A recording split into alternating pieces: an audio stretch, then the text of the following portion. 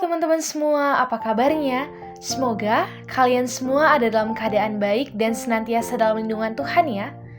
Kami dari kelompok 14, program studi pendidikan ekonomi kelas 6A yang beranggotakan Abednego Siregar, Hana Silalahi, Hotmaria Naibaho, dan Laila Safitri akan membahas sebuah kajian dari mata kuliah Ekonomi Internasional, yakni mengenai peran perdagangan internasional dalam meningkatkan laju pertumbuhan ekonomi di Indonesia.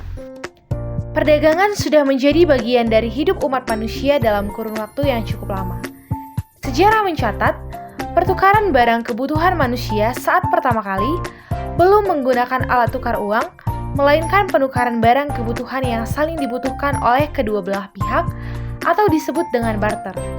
Namun, seiring dengan berjalannya waktu dan beriringan dengan perkembangan zaman, perdagangan mulai berubah, bahkan terjadi lintas negara dengan mata uang yang berbeda, atau kerap kali kita sebut dengan perdagangan internasional. Sebelum kita bahas lebih jauh, ada baiknya kita mengetahui apa itu definisi perdagangan internasional. Menurut Tekusuma tahun 2021, perdagangan internasional merupakan sebuah transaksi yang memiliki ciri khas adanya proses impor dan ekspor yang memenuhi kebutuhan negara yang terlibat dalam perdagangan tersebut guna memperoleh benefit dari setiap kegiatannya. Sedangkan, menurut Rinaldi 2018, perdagangan internasional dapat diartikan sebagai hubungan perniagaan antara dua negara yang berbeda yang dilakukan melalui pertalian ekspor dan impor pada suatu pasar dengan tujuan meraih laba yang semaksimal mungkin bagi kedua belah pihak. Perdagangan internasional ini juga dilakukan bukan tanpa alasan, melainkan karena perdagangan internasional ini memiliki beberapa manfaat. Menurut Suryanto dan Kurniati 2022, perdagangan internasional memiliki banyak manfaat di antaranya. Yang pertama, dalam perdagangan global, setiap negara dapat memenuhi kebutuhan dengan mengimpor produk yang tidak diproduksi secara internal karena terdapat perbedaan geografi, iklim, tingkat teknologi, dan hal lainnya yang mempengaruhi sumber produksi dalam negeri. Yang kedua, perdagangan internasional dapat mempengaruhi keunggulan komparatif. Meskipun suatu negara memiliki kemampuan untuk memproduksi jenis barang yang sama dengan negara lain, terkadang lebih menguntungkan bagi suatu negara untuk mengimpor barang tersebut dari luar negeri. Yang selanjutnya adalah pertumbuhan pasar dan laba adalah faktor pendorong bagi pengusaha dalam memaksimalkan penggunaan mesin mereka. Dalam konteks perdagangan internasional, pengusaha dapat memanfaatkan mesin mereka secara maksimal dan menjual kelebihan produksi ke pasar internasional. Dan yang terakhir, perdagangan internasional memberikan peluang bagi negara untuk mengadopsi teknologi produksi yang lebih efisien dan praktik manajemen yang lebih modern. Selain itu, ada pula beberapa tujuan perdagangan internasional. Yang pertama, mempererat hubungan persahabatan antara negara. Perdagangan lintas batas memunculkan kesadaran akan kebutuhan satu sama lain di antara negara yang terlibat. Yang kedua, meningkatkan kekayaan suatu negara. Perdagangan internasional dapat menggenjot pendapatan nasional masing-masing negara karena memungkinkan negara-negara dengan keunggulan komparatif dalam produksi barang tertentu untuk menjual barang-barang hasil produksi mereka ke negara lain. Hal ini akan mendorong negara-negara eksportir untuk terus meningkatkan pengetahuan dan teknologi mereka agar produk mereka bisa tetap bersaing. Dan yang terakhir adalah menambah sumber pendapatan bagi pemerintah. Perdagangan internasional juga dapat menjadi sumber devisa yang signifikan bagi suatu negara. Fakta ini tercermin dalam ketergantungan banyak negara pada pendapatan dari pajak impor dan ekspor untuk mengisi kas negara mereka. Selain itu, ada pula faktor-faktor yang mempengaruhi pertumbuhan ekonomi. Yang pertama adalah pendidikan. Pendidikan dan pertumbuhan ekonomi merupakan dua konsep yang mempunyai pertalian yang erat. Konsep ditentukan dari sasarannya. Pendidikan telah berkontribusi terhadap pertumbuhan ekonomi setelah memperhitungkan relasi antara pendidikan dengan bentuk investasi fisik lainnya. Pendidikan juga memberikan dampak pertumbuhan ekonomi dengan peningkatan produktivitas baik secara individu maupun secara keseluruhan yang berkorelasi terhadap pekerjaan yang mumpuni dan peningkatan pendapatan. Yang kedua adalah investasi. Investasi atau penanaman modal merupakan rangkaian kegiatan mengalokasikan dana yang dimiliki oleh seseorang, kelompok, maupun badan usaha untuk mendapatkan keuntungan jangka panjang dan benefit di masa depan. Penanaman modal memberikan berbagai dampak baik, khususnya dalam pertumbuhan ekonomi, karena dampak baik yang disalurkan seperti penghematan biaya produksi, peningkatan kesejahteraan hidup masyarakat, menaikkan nilai tambah ekonomi, dan mempercepat daya serap tenaga kerja. Yang ketiga adalah teknologi. Kemajuan teknologi memberikan peluang besar untuk meningkatkan produktivitas, efisiensi, dan inovasi dalam berbagai sektor ekonomi. Penerapan teknologi yang tepat akan membantu meningkatkan kualitas produk, memperluas jangkauan pasar, serta menurunkan biaya produksi.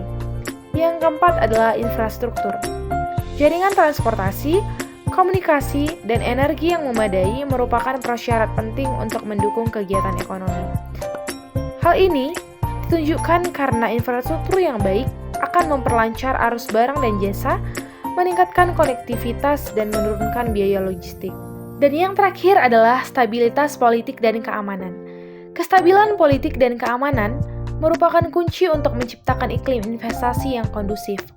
Ketidakpastian politik dan keamanan dapat mengganggu kegiatan ekonomi dan menurunkan kepercayaan investor. Selanjutnya adalah faktor penggerak perdagangan internasional.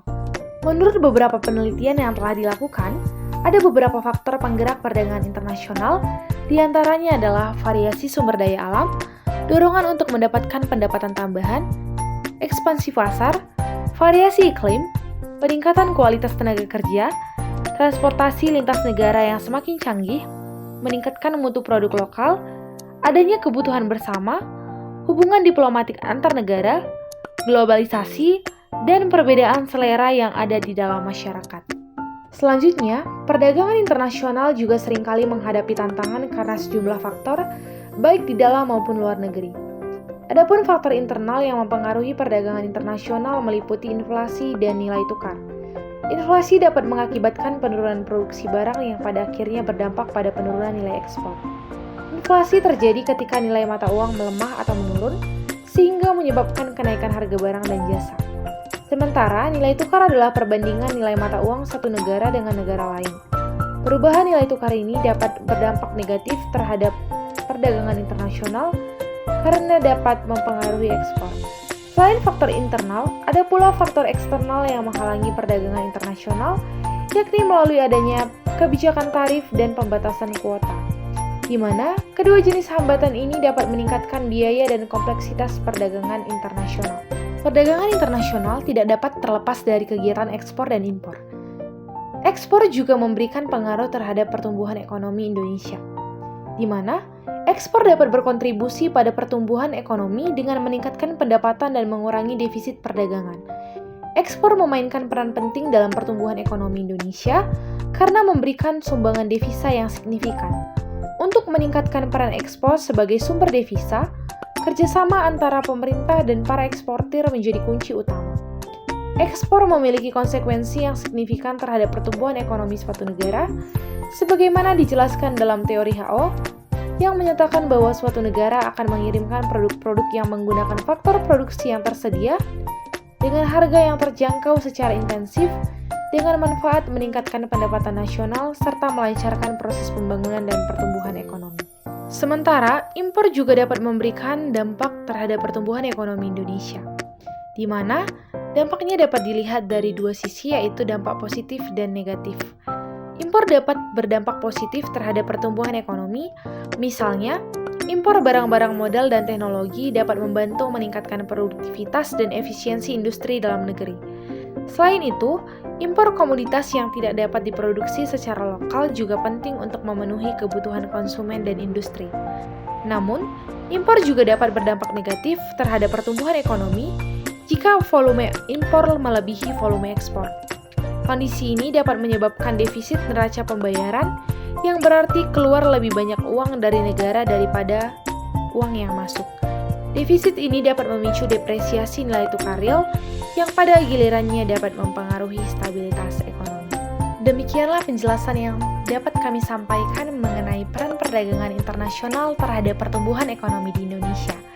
Semoga sedikit banyaknya yang sudah kami paparkan di dalam video boleh menambah ilmu teman-teman sekalian. Terima kasih sudah menonton. Sampai jumpa kembali.